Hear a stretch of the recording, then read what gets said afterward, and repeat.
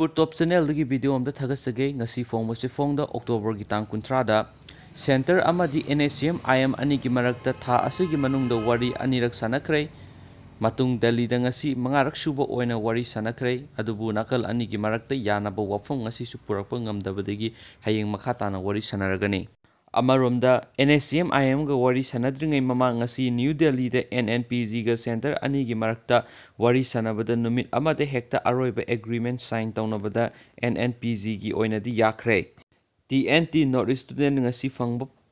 awangba thaki pawgi likhun amagi matung ina ngasi New Delhi da NSCN IM gi General Secretary Thungaleng Muibana luchingba Timga interlocular RN Rabi ga mangarak subu oina wari sanakre wari sanaba aduda nagagi tonganba firal amadi tonganba constitution gi wafam adu ngasi su yasinaba purakpa ngamkhidabana hayeng amuk hanna nakal anigi marakta wari sanaragani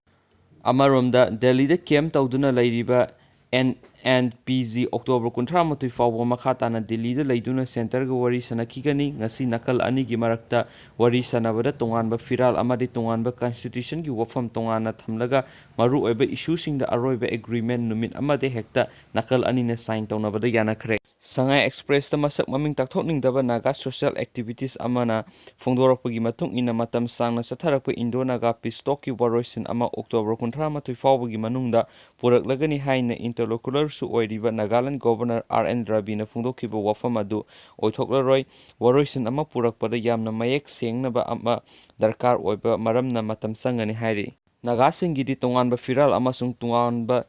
constitution gi firep hongde October 13 da wari sanakiba aduda interlocular RN Rabi na tonganba firal amasung tonganba constitution gi wafam asi prime minister ga tanarage haiba wafam fongdokhi